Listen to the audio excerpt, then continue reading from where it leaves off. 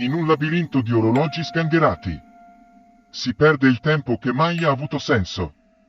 Le lancette svaniscono nel vuoto, mentre il ticchettio rimbomba nell'oblio. Ma che importa se la vita è solo un'illusione? Un sogno che si dissolve al sorgere del sole? Le esperienze, le fatiche, le passioni vane si perdono nel vento come sabbia tra le dita. Non importa quanti anni abbiamo sprecato, le ore rubate da giorni vuoti e infruttuosi. La vita è un gioco senza vincitori o vinti, una danza interrotta senza un passo finale. E quando il respiro si spegne, l'illusione svanisce, come un eco che si perde nell'infinito. Non importa cosa abbiamo fatto o non fatto, il risultato sarà sempre lo stesso. Ma forse dentro quel tempo perso, si nasconde un'essenza che non si può vedere. Un tesoro celato tra anni di illusione, che solo chi cerca con occhi aperti può trovare. Non aver vissuto. Forse la vita non è stata vana, ma un'opportunità per cercare quel senso segreto. Perché anche se l'apparenza è effimera, la ricerca della verità è eterna. Buonanotte a tutte le vittime. Longobucco si svegliò con la sensazione di essere più stanco di quando si era addormentato. Ormai la vecchiaia cominciava a impadronirsi di quasi tutte le sue cellule.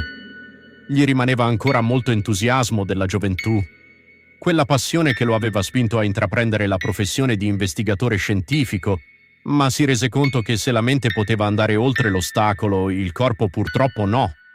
Non aveva l'abitudine di assumere dei sonniferi prima di addormentarsi, nonostante la sua Martina, da buona anestesista, professione nell'ospedale di Reggio Emilia, insisteva che gli avrebbero fatto bene, o perlomeno non avrebbe continuato a fare brutti sogni notturni, incubi causati dal suo lavoro che lo portava a essere forzatamente spettatore di efferati omicidi. Ebbe pertanto nella notte, come di sovente da anni, un sonno agitato, popolato d'angoscia. Ma quello che più preoccupò l'ex capo RIS di Parma quel mattino fu la certezza che le immagini create nel suo subconscio in quella frammentata attività onirica non fossero completamente ed esclusivamente sue. Per questo motivo gli venne un brivido lungo la schiena, perché temette che potesse essere un brutto segnale che lo avrebbe portato alla pazzia.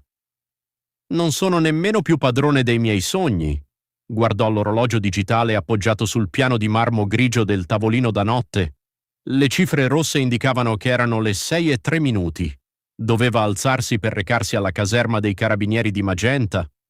Le forze dell'ordine avevano bisogno di lui, nella città dove era avvenuto il brutale omicidio di un giovane, e l'assassino aveva lasciato evidenti segnali che lo riguardavano in prima persona. Ma perché proprio lui?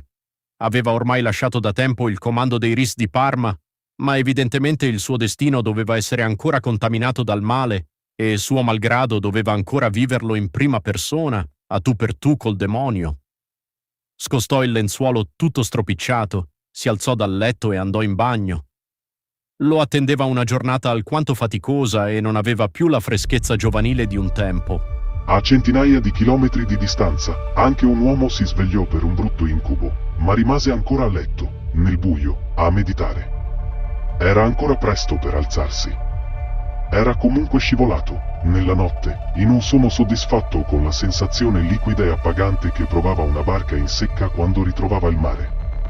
Il suo respiro calmo, tranquillo, appena accennato, sollevò a malapena il lenzuolo che lo ricopriva a indicare che era vivo, che il tessuto su di lui era una coperta e non un sudario. Di fianco a lui, su un comodino, c'era una maschera immobile, inerme, che doveva prendere vita solo sul suo viso. Era la maschera di Lord Farquaad.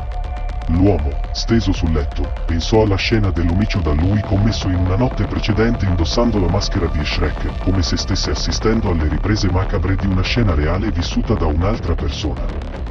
E si addormentò di nuovo facendo un altro incubo, immagini indecifrabili che lo agitavano, anche se le figure che la sua mente cercava di dipanare non arrivavano a scuotere la perfetta immobilità del corpo. Dapprima era buio. Poi ci fu una strada sterrata e sul fondo si intravedeva una costruzione, sotto la luce morbida della luna piena. Era una calda sera d'estate. L'uomo si avvicinò passo dopo passo alla sagoma di una grande casa confusa nella penombra, dalla quale arrivava, come un richiamo, il profumo familiare della lavanda. L'uomo sentì i piccoli morsi della ghiaia sotto i piedi nudi. Provò il desiderio di avanzare, ma nello stesso tempo ebbe paura. L'uomo avvertì il suono soffocato di un respiro, più respiri affannosi e il morso brusco dell'angoscia che si calmò ed evaporò non appena si accorse che il respiro era il suo. Ma poi tornò di nuovo in lui l'angoscia perché si accorse che il respiro ansimante era di un'altra persona, di una donna in pericolo che urlava chiedendo aiuto e lui era inerme, non poteva aiutarla.